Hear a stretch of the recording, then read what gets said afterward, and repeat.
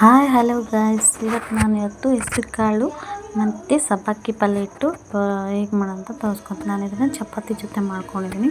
ರೊಟ್ಟಿ ಜೊತೆನೂ ಚೆನ್ನಾಗಿರುತ್ತೆ ಮತ್ತು ಅಕ್ಕಿ ರೊಟ್ಟಿ ಜೊತೆಗೂ ಚೆನ್ನಾಗಿರುತ್ತೆ, ರಾಗಿ ರೊಟ್ಟಿ ಜೊತೆಗೂ ತುಂಬ ಚೆನ್ನಾಗಿರುತ್ತೆ. ನಾನು 4 ಅವರ್ಸು ಈ ಥರ ಹೆಸರು ಕಾಳನ್ನ ನೆನೆಕ್ಕಿದ್ದೆ. ಅದು ಸ್ವಲ್ಪ ಬಬಲ್ಸ್ ಥರ ದಪ್ಪಗಾಗುತ್ತೆ.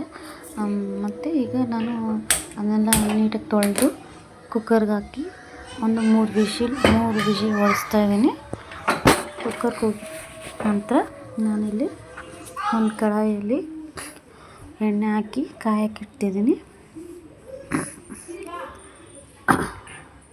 ಗ್ಯಾಸ್ ಸ್ಟವ್ ಆನ್ ಮಾಡಿ ಕಡಾಯಿ ಇಟ್ಟು ಅದಕ್ಕೆ ಎಣ್ಣೆ ಹಾಕಿ, ಎಣ್ಣೆ ಬಿಸಿ ಆದ ನಂತರ ಅದಕ್ಕೆ ಸಾಸಿವೆ, ಜೀರಿಗೆ, ಕರಿಬೇವನ್ನ ಹಾಕ್ಕೋಬೇಕು.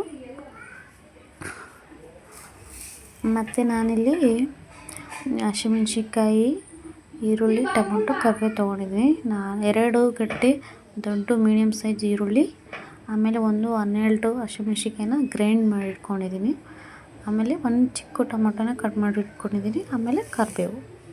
ಈಗ ಎಣ್ಣೆ ಕಾದಿದೆ, ನಾನು ಸಾಸಿವೆ ಜೀರಿಗೆ ಹಾಕಿದ್ದೀನಿ. ನಂತರ ನಾನು ಕರಿಬೇವು ಆ್ಯಡ್ ಮಾಡ್ಕೊತಾ ಇದ್ದೀನಿ. ಅದು ಸಾಸಿವೆ ಜೀರಿಗೆ ಚಿಟಪಟ ಆದ ನಂತರ ಕರಿಬೇವನ್ನ ಆ್ಯಡ್ ಮಾಡ್ಕೋಬೇಕು.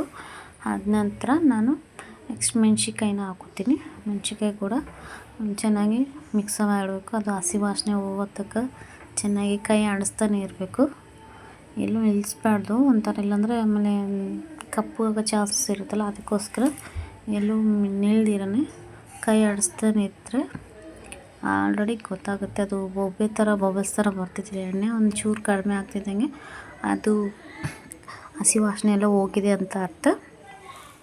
ಈಗ ನಂತರ ನಾನು ಈರುಳ್ಳಿನ ಹಾಕ್ಕೊತಾ ಇದ್ದೀನಿ. ಈಗ ಚೆನ್ನಾಗಿ ಮಿಕ್ಸ್ ಮಾಡಿಕೊಂಡು ಈರುಳ್ಳಿ ಹಾಕೋಬೇಕು. ನೋಡಿ, ಈ ಥರ ಆಗಿದೆ, ಬಬಲ್ಸ್ ಥರ ಕಾಣಿಸ್ತಿದೆ ಅನಿಸುತ್ತೆ. ಈ ಥರ ಆಗಿದೆ, ಆಲ್ಮೋಸ್ಟು ಹಸಿ ವಾಸನೆ ಹೋಗಿದೆ. ಈಗ ನಾನು ಈರುಳ್ಳಿ ಕೂಡ ಆ್ಯಡ್ ಮಾಡ್ಕೊತಿದ್ದೀನಿ. ಈರುಳ್ಳಿ ಕೂಡ ಅಷ್ಟು ಹಸಿ ವಾಸನೆ ಹೋಗೋವರೆಗೂ ಚೆನ್ನಾಗಿ ಫ್ರೈ ಮಾಡ್ಕೋಬೇಕು.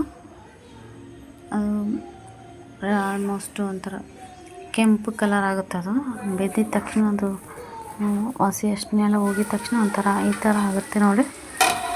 1-2 ಸೆಕೆಂಡ್ ಮುಚ್ಚಬೇಕು. ಮುಚ್ಚಿದ್ರೆ ಬೇಗನೆ ಬೇಯುತ್ತೆ.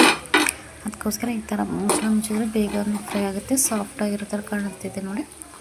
ಈಗ ನಾನು ನೆಕ್ಸ್ಟ್ ಟೊಮೊಟೊ ಕೂಡ ಆ್ಯಡ್ ಮಾಡ್ಕೊತೀನಿ. ಅದು ಕೂಡ ಸಾಫ್ಟ್ ಆಗಬೇಕು.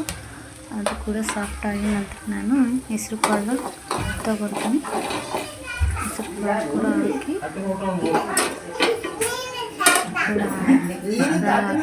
ಮೆಂತ್ಯ ಸೊಪ್ಪು ಹಾಕಿ 1-2 ನಿಮಿಷ ಮುಚ್ಚಿ ಹಾಕಬೇಕು. ಆಮೇಲೆ